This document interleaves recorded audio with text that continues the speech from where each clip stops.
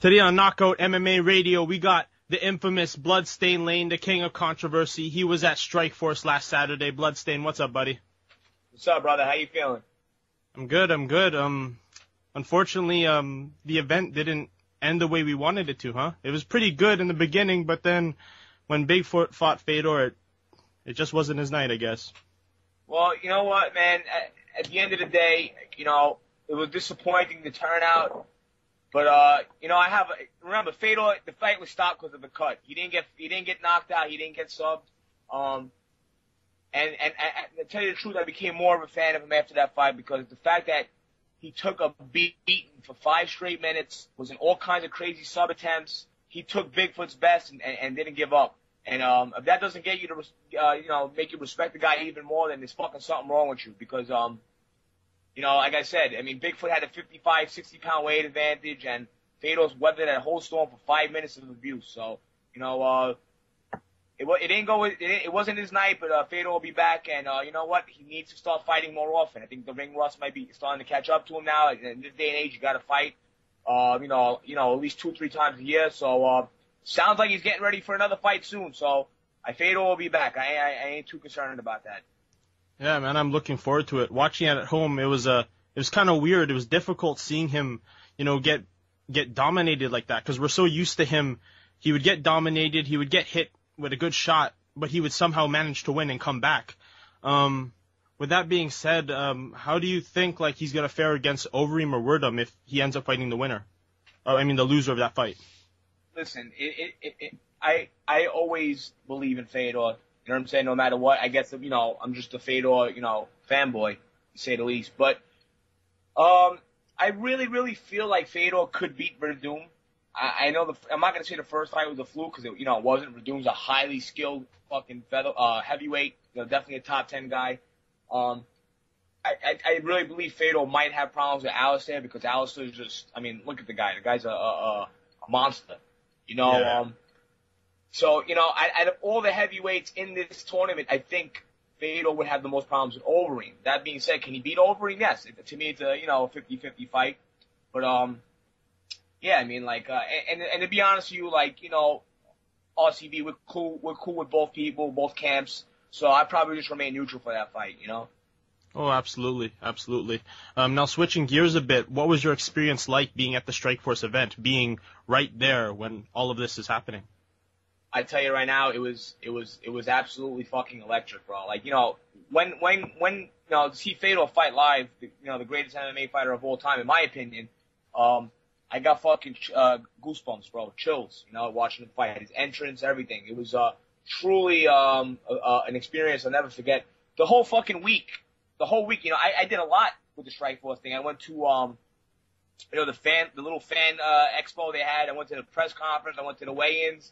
And I went to the actual fight, and it was definitely a period of time I'll never forget, man. And everybody that I hung out with there, I met some great people. Team Golden Glory, I'll tell you right now, RCB, are the coolest motherfuckers you will ever meet in your entire life, bro. The nicest, most humble stand-up dudes. Alistair Overeem, I know there was reports that he was kind of an arrogant dude, was the nicest guy I've ever met in my life. Him and his brother. He went out of his way to greet every one of my friends. He walked a long distance to greet every one of my friends that I was with. He invited me out to dinner twice on 2 different occasions. Martin DeYoung, a nice guy, Roberto Flamingo, the whole team Golden Glory. They're the nicest people. They invited me and all my friends to hang out with them on multiple occasions. And definitely, I'll always stick up for those dudes because, like I said, they're just they're not, especially Alistair, he's not an arrogant dude. He's like a regular guy, man. And when you guys see my video that's about to come out probably tomorrow night, which nice. Me and my brother just got done editing. It's 1 hour and 20 minutes, this video. It's an hour and 20 minute video. So you guys are going to see what I'm talking about, how humble these guys are. You guys mind if I jump in here for a second? Oh, Lane? Go ahead, Corey. Go ahead. We're both New York guys. We're both local. We're pretty close to each other here. With what you saw at this Strikeforce, the lead up, I was there too. I saw you in there. How great would it be if we had mixed martial arts legalized in the state of New York? This is a topic that I'm going to touch on almost every time you hear me. But with all that excitement, how great would it be to happen all the time? Corey, I'm gonna be straight up honest with you. At one point, like, I was so passé about the whole thing. Like, to me, it didn't affect me. As much as I would love it in New York, I didn't really put too much thought into it. But after going to the event live and fucking Jersey, I'll tell you one thing, it really needs to fucking happen, bro, because, I mean, you were there, you seen the turnout, the crowd was awesome, the fights were awesome, and can you imagine, these guys fighting in Madison Square Garden, bro? You know how awesome there's nothing better than that, So I really think that, these fucking bozo fucking congressmen or whatever these fucking jerk-offs are doing, they better, start stepping to the plate and making this legalized. But what the problem is, you got all these fucking old timers still, sitting in Congress or whatever, and, they still look at our sport as, human cockfighting. So until these guys go away, it's going to be really hard.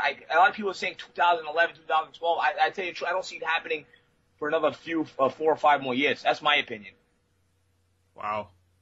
It's because you got all these old congressmen, man. These guys, it's just terrible. I mean, it could happen. I don't want to be too grim about it. I mean, it could happen at the end of 2011, but the way it's sounding right now, especially with New York, we're from New York, and we know we're in a bad budget right now, and I don't even think they want to. I think the new bill that just passed, like the MMA thing, wasn't even in the budget. So who knows what's going to happen? Completely out of it. It was 100% removed. 100% out of it, and like I said, they're laying people off over here. If not to go off topic, New York is in bad shape right now, so it could be another 2 or 3 years. It makes no fucking sense to me though, because like if they had a big UFC or Strikeforce card in New York, wouldn't that like boost the economy a bit? No.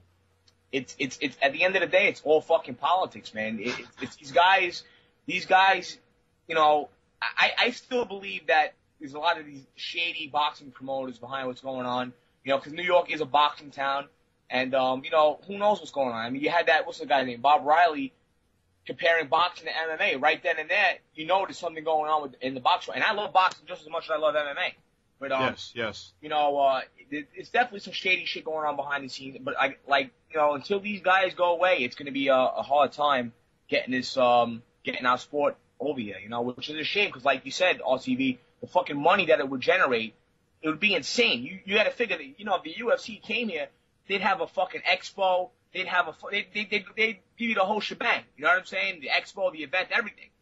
I mean, the Strikeforce thing, it wasn't even really advertised, the fan thing, and fucking 2,000 people showed up, and there was no advertisement for that thing. Can you imagine if the UFC came? It would be absolute mayhem. Now, we know you're a busy man and you got a lot of things to do. To switch gears a little bit, did you ever think that these videos would impact so many different people? You started a whole movement, Team Takeover, which I'm proud to say I'm part of as well. Did you ever think that it would get to this level? It just gets bigger and bigger and more people are noticing. You know what? Like I said, when we first started doing these videos, it was just for fun. And it was actually me, my brother, the American Creep, and my friend, the Judo Jerkoff. We don't really do videos too much together anymore, actually, at all. Creep might appear in a video here and there. But, we just did it just for to get our, you could go on Sherdog or you could go on any MMA forum and you could write something and everybody's going to fucking ignore it, because there's thousands of posters out there. So we want to do is get our opinion out on a video because everybody's going to watch a fucking video. You know what I'm saying? Yeah. It's more appealing and, we did it our way, obviously, we tend to ham it up a little bit sometimes, most of the time we're ourselves. We ham it up a little bit and it just blew up out of control, bro. And the thing is, it's, I have the love, hate, it's you either love me or you hate me, but respect what I say because at the end of the day, I'm all for the fucking sport. I want fighters and I'm all for the fighters. I want fighters who are not really getting the recognition here in the States for people to start watching them and realize there's other great fighters out there, not just what you see on Spike or in UFC. And like I said, I have nothing against the UFC. I love the UFC, but I want people to know there's other organizations, there's other great fighters, and that's what we're doing here. And the whole Team Takeover thing is, it's all of us. It's not just me. I'm the most noticeable member, obviously, because of, the videos or whatever, but everybody, I wouldn't be nothing without everybody I have over there. You guys are also my supporters. You guys are the guys who put me where I am. And now look at us now. We have our own websites. You got rabbitpunch.net. We got fucking all kinds of writers. Look at the vloggers we have now. We're getting a new vlogger every day, it seems like. And, yeah, man. the movement is just getting bigger and bigger, and it's not going to stop. It's just going to keep on going, and we do have a say in this. The fans do have a say in the MMA world, and you're starting to see it now, you know. And like I said, we are a movement, and we're fans that are taking control, you know, or trying to take control of our sport, you know.